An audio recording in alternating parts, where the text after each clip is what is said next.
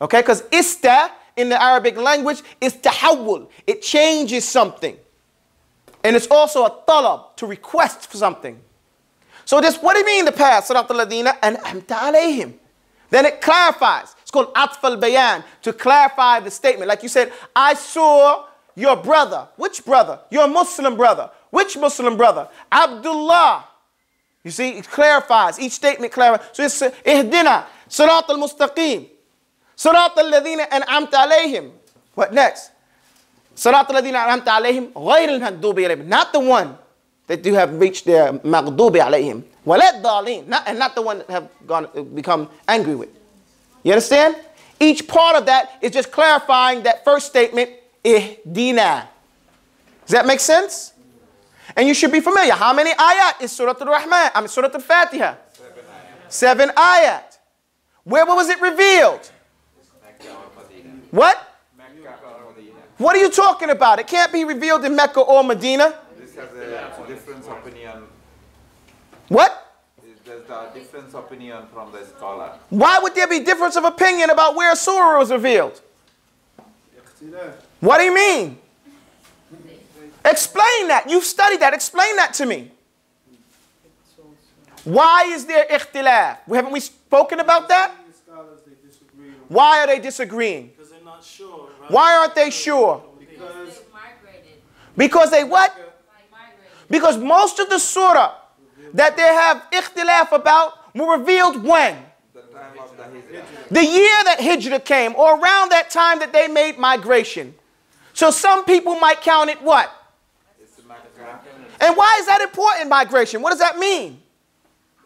There's the time Prophet migrated. Now, I don't know what that, I mean, okay, what it means, what I'm asking here is that migration determines whether a surah is considered what?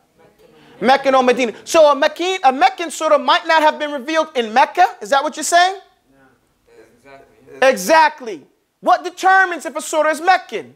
Before migration. Just before migration, right? Yeah. Because the first surah to be revealed was what? Iqra, right? Bismi rabbika alladhi khalaqa. Was it revealed in Mecca? No. No. It was revealed outside of Mecca, in the mountainside, right? Yes. Inside of a cave. But it's considered Meccan, isn't it? Yes. Why? Because it was before migration.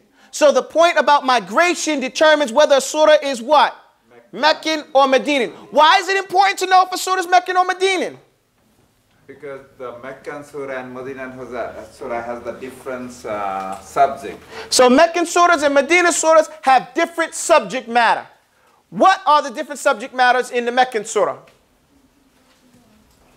Come on, people. Tawheedullah, right? And not to worship. That, what's the awliya? Prophets, saints, all types of shirk. And encouragement to do. Look at the papers. To do good works, right? About the final day. You guys, about to be patient.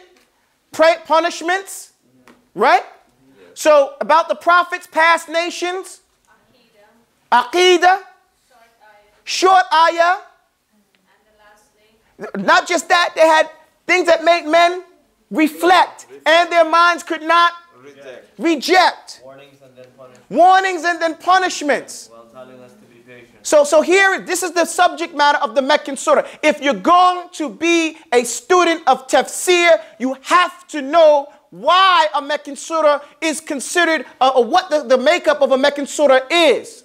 Now tell me what the makeup of a Medinan surah is. Regulations. Rules to regulate. Society, jihad, debate. With the people of the book. The hypocrites less. What's the exception? Ankabut. We're not just talking here. These Medinan surahs, how many Medinan surahs are there? 20 surah, there's no doubt, in Medina.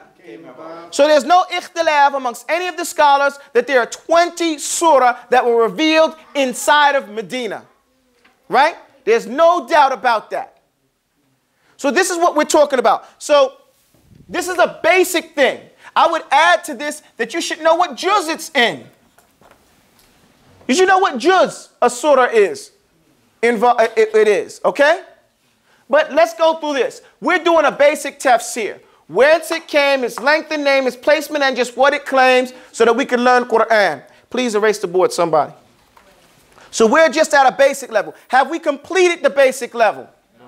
No, we've just got started. But by continuously having to regurgitate this information over and over again, unclick your fingers, bro. Having to continuously regurgitate this information, it strengthens not only the one who does it, but the listener. And then you begin to learn to respect each other, the whole thing here.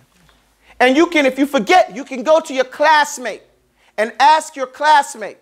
If you get some free time, you can review this poem. And inside the poem, you already know the answers to it. You just got to review the actual information sometimes. So, as we review today, we're going to go over the 12 surahs of Ikhtilaaf. All the 12 surahs of Ikhtilaaf. How much time do I have? 9:20. 9:20. We got 20 minutes to do 12 surah. Okay? Let's do it real quick. Get this part up here. What are the 12 surahs of Ikhtilaaf? Al-Fatiha. Falaq and Falaq. An-Nas. Okay, what's the next one? Mutaffifin. And then Ikhlas, right? Good, what's the next one? Rahmanu Ra'dul Bayyina At-Taghabun. What's the next one? Az-Zalzala. Al-Qadaru.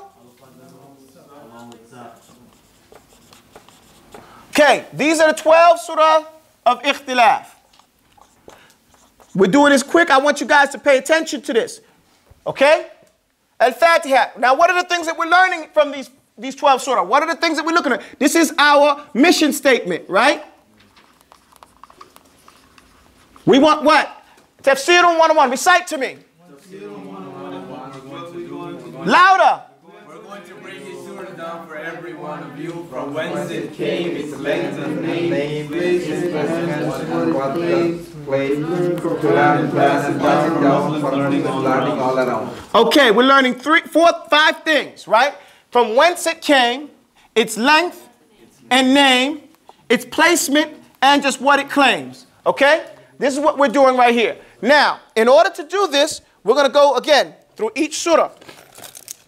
Surah Al-Fatiha. What's the name of Fatiha? What does it mean in Arabic? I mean in English? Opening. What's its length? 7. Come on.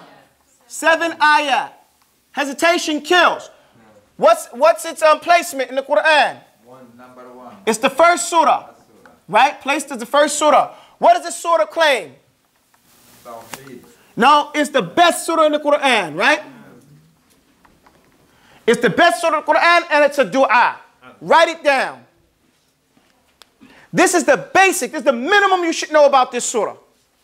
Somebody comes to you, some non-Muslim, some child, and says, Fatiha, why do we recite in Fatiha? What is Al-Fatiha? We can say, well, is that what you're going to say? It's okay if you're going to say it's the mother of the Quran. You can say it's Quran. But what does that mean, mother of the Quran? If you say something, back it up. What does it mean, the mother of the Quran? Why does that make it its mother?